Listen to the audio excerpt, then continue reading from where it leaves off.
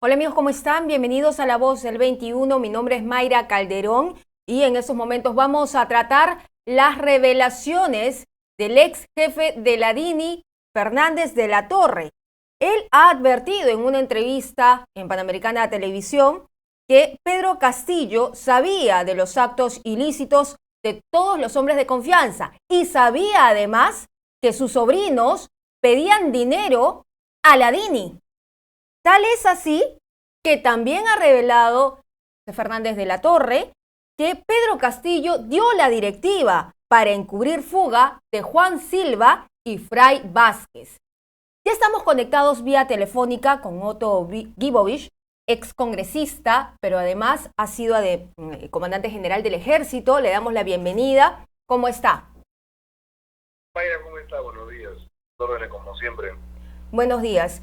Primero, antes de empezar de lleno, lo invito a escuchar una partecita de lo que dijo José Fernández de la Torre hoy. Han estado visitando instituciones, yo no puedo decir de dónde ha venido el dinero porque no me consta, pero a mí el señor Roosevelt Oblitas me ha solicitado dinero. El sobrino del presidente. No ha venido un tercero para decir, no, vengo de parte de Roosevelt, no. Roosevelt Oblitas directamente ha venido a mi despacho. Y por orden del presidente, atiéndalo. Y eso pues será una situación que tengamos que atender del país, pero fue para esta situación, ¿no? Claro, pero a ver, ¿para qué se pide $500.000 para contratar a un asesor ruso? Mire, yo pienso que ese señor o ha querido sacar provecho mal asesorado, porque todo el mundo con ese concepto gastos reservados que no tienen cómo ser fiscalizados. Los gastos reservados se fiscalizan por la Comisión del Congreso y la Contraloría. Y dentro de su ignorancia habrán dicho gastos reservados, gastos secretos, no saben.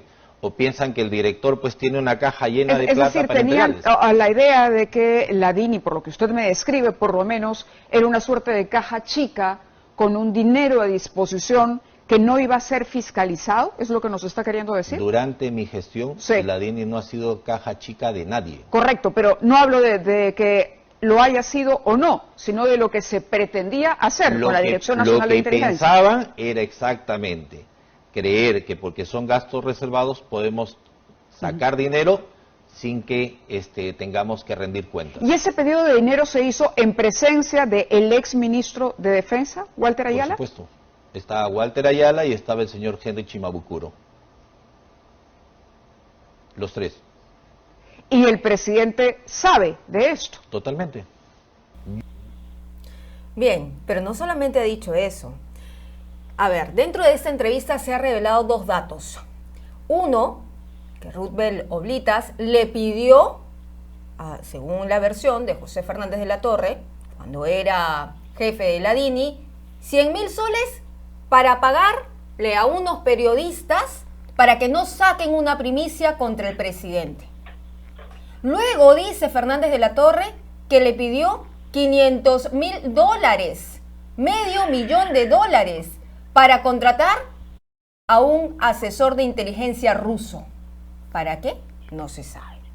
Pero eso solamente son dos perlas, porque la entrevista es un poco más larga. Lo que ha dicho además sobre los prófugos, el prófugo sobrino del presidente Castillo y el amigo del presidente Castillo, Juan Silva, es que el plan era sacarlos del país. Señor Gibovich, ¿qué le parece todos estos hechos que viene relatando el ex jefe de la DINI?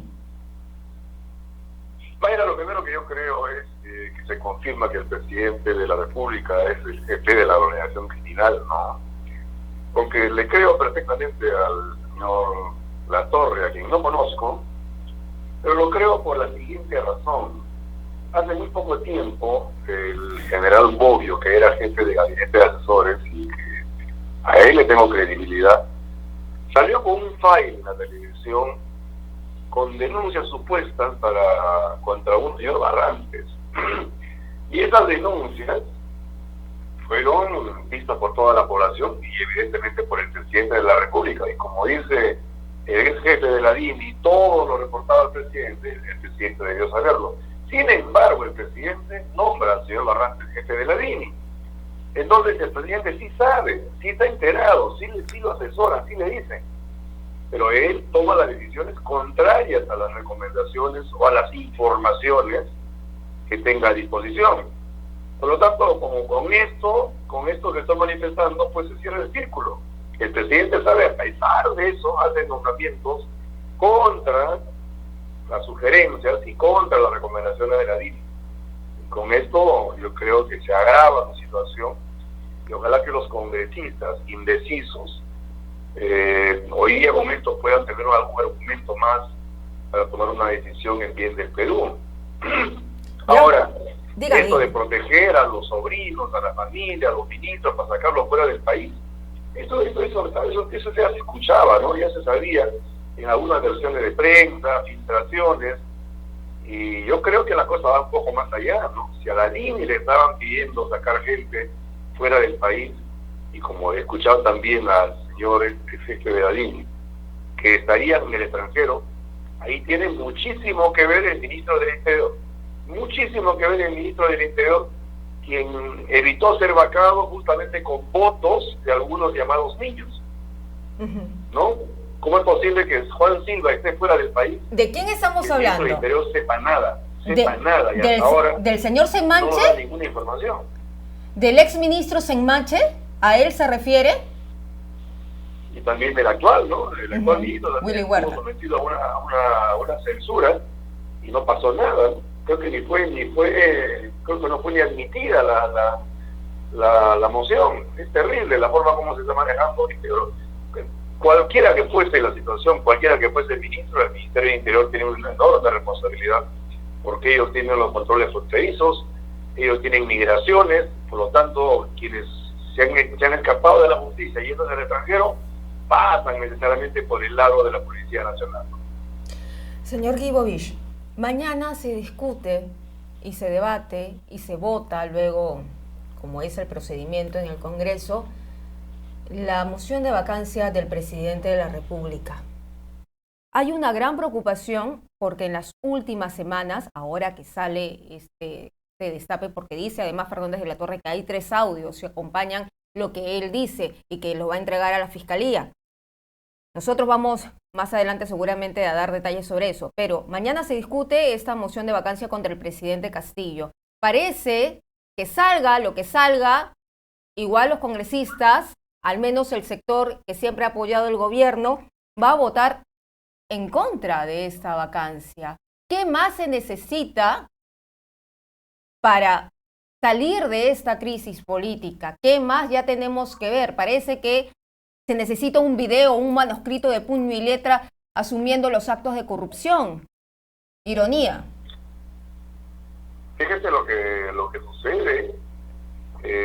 Hay otro video que salió el domingo de una empresaria que está también involucrada en hechos irregulares, donde manifiesta que entregó no solamente 4 millones a pedido del presidente de la República con un intermediario, pero después manifiesta que entregó 1 millón en fecha de la anterior vacancia y que allí está destinado para pago de congresistas. Es decir, creo que los votos tienen precio y vamos a ver mañana pues quiénes son los que tienen verdadera voluntad de hacer control político y de fiscalización al Ejecutivo, que es una de las tareas principales de congresistas, y quienes están del otro lado, ¿no? Y dentro de ellos, presumiblemente muchos estén del lado de la coima, estén del lado de la organización criminal. Entonces yo creo también que el Congreso tiene que buscar otros mecanismos, modificando su ley orgánica, su reglamento, para poder purgar más rápidamente a aquellos congresistas que van a la Comisión de Ética o que van a la Subcomisión de Acusaciones Constitucionales, pero que pasan meses y meses y meses como el supuesto violador y hasta ahora no lo puede purgar. Yo creo que el Congreso tiene que ser más expeditivo en poder purgarse, en poder limpiarse, para que no tengamos congresistas que estén involucrados en hechos irregulares y pierdan la razón de ser de su elección, porque el Congreso es elegido para 3 razones principales que todos lo sabemos, ¿no? Leyes, fiscalización y representación, pero no para coludirse con el Ejecutivo, ¿no? O con los malos elementos del Ejecutivo. Eso no puede ser, pero ahí vemos que el Congreso como que está un poco atado de manos y tienen el enemigo adentro y no se pueden sacudir de ellos. Eso tienen que buscar de qué manera purgarse más rápidamente, ¿no? Señor Guibovich, en las últimas semanas se habló, mejor dicho, en los últimos días se habló mucho del motivo de la renuncia del señor Barragán, exministro de Defensa. Él ha negado de que le hubieran encargado de hacer sondeos en las Fuerzas Armadas para pedir respaldo de las Fuerzas Armadas al presidente. Imaginamos nosotros, un futuro cierre del Congreso. ¿Usted cree que si sucediera una situación real sobre lo que le estoy mencionando, las Fuerzas Armadas apoyan al presidente? Fíjese, es un poco especular, ¿no?, sobre las razones de la dimisión del ministro Barragán. Espero que lo haya hecho por un fin noble con la patria, porque él es también un militar formado en los cuarteles, en las escuelas de formación. Por lo tanto, debe entender perfectamente que las Fuerzas Armadas están subordinadas a la constitución política, no a los gobernantes de turno. Peor todavía es que están involucrados en hechos tan corrosivos como los que estamos viendo. Entonces yo creo que al fin y al cabo, no lo conozco, ni no sé ni qué grado tiene Barragán, pero si es que ha actuado en bien de la patria, había que saludarle. De otro lado, fíjese, la situación del presidente es tan peligrosa, porque él sabe, tiene dos alternativas, ¿no? Una es cerrar el Congreso, y la otra es irse a la cárcel. Entonces, el presidente se convierte en un personaje peligroso en este momento, porque él ya no gobierna para el Perú, él gobierna para Castillo. Castillo gobierna para Castillo, ¿no?, para salvarse. Entonces, no le conviene al Perú de ninguna manera continuar con un presidente que solamente está en un plan de defensa de sus intereses, ¿no?, y de su libertad, porque él está lógicamente con un pie en la cárcel. En esa condición de cómo tener un presidente, ¿no? Que sea eso un motivo de reflexión para los congresistas que todavía están indecisos y que tienen, obviamente, la intención de cerrar el Congreso, que creo que como así empezó la pregunta, está ahí, o sea, no me cabe la menor duda, por más suavecita que se ponga la Premier, lo que quieren ellos es cerrar el Congreso. Claro, se pone suavecita la Premier, pero contratan noblecía y pone a Aníbal Torres de asesor. O sea, en la PCM se está armando ahora un bloque de fuerza, un bermejista metido ahí en la PCM. Entonces, no se le puede creer, ¿no? La mentira eternamente ha sido herramienta útil de los extremistas. Por lo tanto, el cierre del Congreso sigue latente, ¿no? Y eso deberían tener en cuenta también los congresistas. Muy bien, yo le agradezco por su tiempo, señor Guibovich, por estar con nosotros analizando este tema de las revelaciones de José Fernández de la Torre, ex jefe de la DINI. Muchas gracias. Muchas gracias, Mayra, que tenga buen día. Buen día. Bien, bueno, han dicho varias cosas. El ex jefe de la DINI, José Fernández de la Torre, ha dicho, por ejemplo, ha asegurado que el sobrino del presidente Pedro Castillo le pidió 100.000 para que no se emita reportaje del mandatario en un medio televisivo. En otro medio de comunicación ha dicho que los periodistas serían de Latina. Eso es lo que ha mencionado José Fernández de la Torre. También ha hablado de los $500.000 para contratar a un asesor de inteligencia ruso. Así se han estado realizando los manejos dentro de la DINI o las peticiones. ¿Qué hacían los sobrinos haciendo este tipo de peticiones? Y cuando se le confronta, básicamente al presidente, el presidente se queda mudo, es lo que dice. Bien, entonces vamos a continuar con la revelación. Dice, actos ilícitos. Se le advirtió al presidente de todos sus hombres de confianza. Eso ha sido una bomba. Solo un día de la discusión de la vacancia del presidente. Vamos a ver qué es lo que dice. Acordémonos también que hoy Beder Camacho ha asistido a la Fiscalía a rendir su manifestación. Otro asesor del presidente Pedro Castillo. Vamos a analizar ahora el ámbito penal. ¿Qué pasa con estas revelaciones? Estamos conectados con Fernando Silva, abogado penalista. ¿Cómo está? Bienvenido. ¿Cómo estás, Mayra? Buenos días. Gracias por la invitación. A tus órdenes. Gracias a usted por estar con nosotros. ¿Cuáles son las implicancias de estas declaraciones para la situación legal del presidente Pedro Castillo, que lo complica aún más pese ya a tantas investigaciones que tiene abiertas? A ver, Mayra, primero debo empezar yo señalando que esto ya es bochornoso, ¿no? Esto es ya aquellas personas que señalan que existen elementos de prueba de la existencia de una organización criminal o de la existencia de actos ilícitos cometidos por el presidente de la República en cabeza de un grupo de gente, pues ya está probado que no es así, ¿no? Lo que se ha señalado el señor Fernández el día de hoy es gravísimo, ¿no? Y cruza una serie de instituciones y una serie de delitos, además, que va a generar seguramente mucha investigación a nivel fiscal. Cuando me preguntas qué delitos o cómo se agrava la circunstancia el presidente de la República, pues es una pregunta hoy harto complicada, porque de los relatos que ha hecho Fernández podemos hablar de peculado, podemos hablar de malversación, podemos hablar de corrupción, podemos hablar de nombramientos indebidos para un cargo, de tráfico de influencias, tantos hechos en una sola entrevista, sobre todo de alguien con el grado de importancia que tenía el señor Fernández, era el jefe de la Dirección Nacional de Inteligencia. Esta es una persona que tenía vínculos y contactos con todo el aparato de gobierno. Entonces es muy importante y muy valioso su testimonio. Doctor, el presidente, ni bien enterado de los dichos de Fernández de la Torre, ha dicho en una actividad oficial lo siguiente: tranquilidad, que ahora mismo, hoy cierto sector intenta arrebatar al país en base a supuestos que son reales calumnias, declaraciones no corroboradas y especulaciones que pretenden dinamitar la democracia y desconocer el derecho de elegir de nuestros pueblos, atentando contra la figura de la presidencia para sacar provecho y tomar el poder que el pueblo en las urnas les quitó, cansado de estar postergados y ver, en fin, ahí hago puntos suspensivos. Pero además dice: seamos responsables, no repitamos el capítulo de historias pasadas en esta fecha especial, invoco a que dejemos los odios de lado, no soy corrupto, ha dicho el presidente ya para resumir su presentación en esta actividad oficial.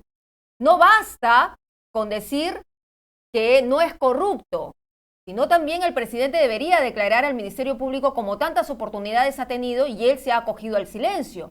Entonces, ¿qué va a pasar con las investigaciones todavía de los ascensos irregulares, por ejemplo, las armadas? Hay un montón de carpetas que todavía no se han cerrado y no se han presentado. El Ministerio Público tendría oportunidad de presentar otra denuncia contra el presidente por otro hecho, como por ejemplo lo revelado hoy de Fernández de la Torre. Sin duda alguna que la Fiscalía va a empezar unas nuevas investigaciones, varias, Mayra, conforme a lo que ha señalado el señor José Fernández. Eso no cabe duda, pero la monserga con la que continúa el presidente de la República ya es hasta ofensiva, ¿no? Ya ofende a los ciudadanos, porque pruebas existen, todos sus asesores, todas las personas vinculadas a él que terminan en algún momento detenidas o terminan con la posibilidad de tener algún beneficio, cuentan un capítulo no diferente, sino un capítulo complementario de la actuación del presidente de la República como jefe de una organización criminal. Entonces, sostener que son dichos no corroborados, hemos escuchado el día de hoy que el señor Cortés tiene audios, tiene pruebas de lo que está afirmando en la fiscalía, ¿no? Y al parecer está haciendo estas revelaciones porque pareciera que tenía algún temor por su familia. Entonces, yo considero que esto debería ser suficiente para que el Congreso de la República el día de mañana vaque a este señor. Sin embargo, como sabemos, en el Congreso de la República, y de hecho lo ha dicho el señor Fernández el día de hoy, habrían congresistas que también estarían involucrados en estos temas criminales.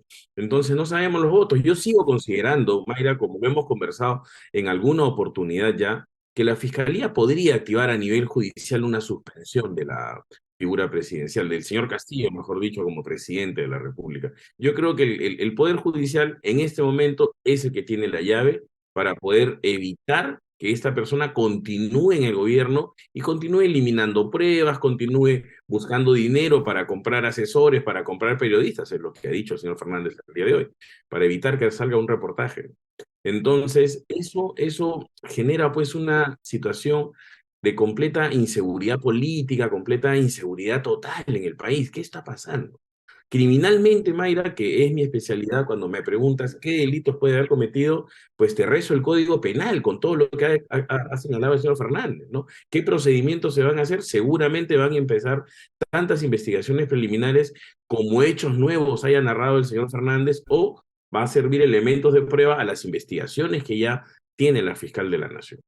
En el caso que se dijo que el presidente Pedro Castillo dio la orden para sacar fuera del país a Juan Silva y también a su sobrino prófugo Fray Vázquez Castillo, se configura también obstrucción a la justicia. Ahí se corrobora la tesis de la Fiscalía, ya con todo lo visto en el allanamiento también en el Palacio de Gobierno por Jennifer Paredes.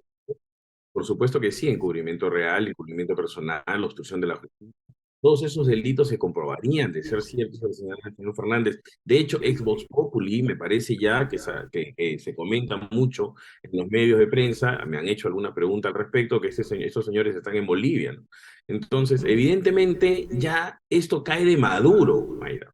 No puede decir ahora alguien que no existen pruebas de obstrucción a la justicia. No pueden decir ahora alguien que el presidente y sus asesores no fueron quienes apartaron de la posibilidad de ser detenido el señor Silva. Eso ya es imposible de sostener que no ocurrió. Más bien ahora nos estamos enterando de detalles para saber cómo ocurrió. Muy bien, yo le doy las gracias, abogado, por estar con nosotros, darnos parte de su tiempo para explicarnos en qué sigue cayendo el presidente Pedro Castillo, en qué delitos, básicamente. Ya lo hemos hablado de, como usted lo ha mencionado, del código, casi de todo el código penal. Pero vamos a ver cómo va procediendo el Ministerio Público en este caso. Ojalá continúe con las investigaciones. De repente se abre otra carpeta fiscal, pero eso yo la sabremos más adelante. Muchas gracias. Hasta luego, Mayra. Hasta luego. Bien, era entonces Fernando Silva, él es abogado penalista y estaba hablando específicamente sobre las declaraciones de José Fernández Latorre, que pone en jaque a un día de ser discutida la vacancia en su contra al presidente Pedro Castillo. Vamos a regresar con más información.